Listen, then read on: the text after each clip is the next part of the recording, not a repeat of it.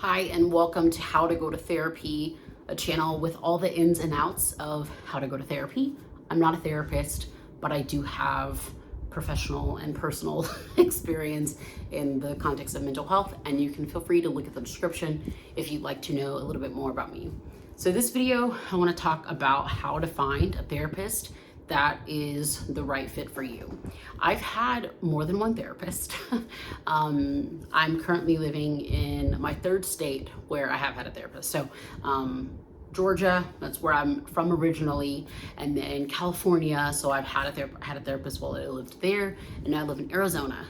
And I'm on my first and only Arizona therapist. I had another therapist here, but she was virtual, licensed in 2 states. She lived in California.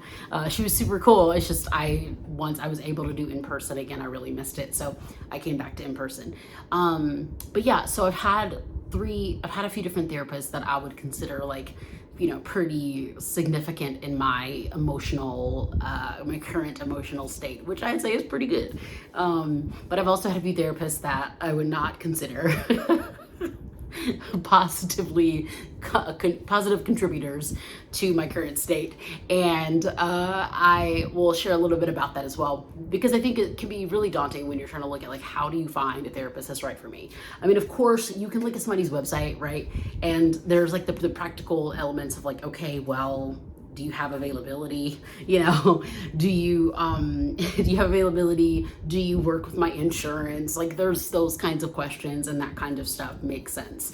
I would say that a good therapist is, this is going to sound weird, but I would say that a good therapist is not supposed to be your friend, because that's a huge thing with therapy is they're not your friend, they're not your new bonus parent or older sibling. They're not a person that you text and hang out with on the weekends and watch movies with.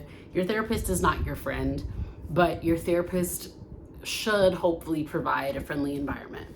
Now, not all people are gonna want a friendly conversation. Some people really want that tough love. Some people really want the scientific elements of a therapist. They want to know exactly why the mind does this and why the brain does this, and those are just things that you'll have to, I don't want to be figure it out for yourself, but those are things that you should think about when you're thinking about the most stressful thing that you've gone through or experienced in the last 3 to 6 months. Or maybe you already have something from your childhood that you think about. Sorry to be a bummer, if you think about something stressful that you've experienced in the last 3 to 6 months, or like I said, your childhood, think about what it is that you needed, right? Did you need somebody to make you laugh? You wish that you could have been laughing in that moment? Did you need somebody that you wish that they were encouraging you with encouraging words and some positive affirmations? Or do you need somebody to help you break down, like I said, more of the clinical stuff, and you want to know no, why does my anxiety trigger this, and what does that word trigger even mean, and is this something I'm dealing with? Are you worried are you concerned about a possible diagnosis, that you think you might have a mental health condition? You might need a diagnosis, you might need some assistance in school or in the workplace. It's so helpful when you're looking for a therapist to remember that there are different kinds of therapists, and it's not all just some creepy middle-aged human sitting there with a suit and a pen and a what's a cardboard paper called? A clipboard. It's not all of that. I'll tell you guys a little bit about the things that made all of my therapists stand out and why they were so beneficial. My therapist in Georgia, she was my first long-term therapist. I saw her on and off for 3 years, I think 2 or 3 years. And I was in a season where I really needed I had experienced something really traumatic in my early 20s, and I really needed to learn how to grieve. I was grieving heavily. I was dealing with a lot of insecurity. I was dealing with just my emotions were so high. Not saying they're not now, but she was really helping me work through a lot of like personal, internal things I felt about myself, identity, some things about harassment that I was a victim of.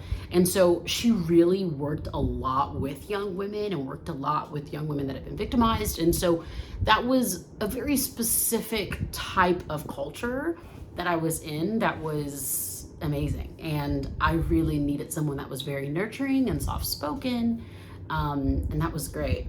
My therapist in California, I started seeing her right before I had our daughter, and I saw her for a while after until we moved, and most therapists only kind of do one state, so I couldn't see her anymore, but she had a lot of experience working with young moms, working with moms and women in general. And what I was dealing with postpartum depression and things like that, I really needed someone that had experience in that area.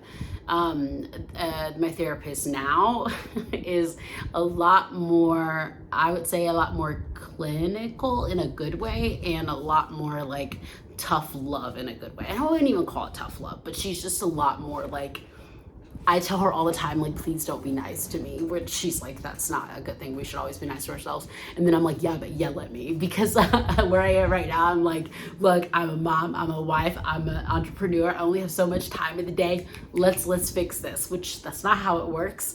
But she is very fast paced, and she will talk very much about the nervous system and things like that. And I love that. And so if you're not exactly sure, like, what kind of therapist do I need? Well, then start with the season of life that you're in. You know, draft up an email and say, you know, have you worked with a lot of college students? Have you worked with a lot of, people that have gone through a divorce? Have you worked with a lot of, young parents? Whatever season of life that you're in, start with that, and start with a therapist that has a lot of, similarities there.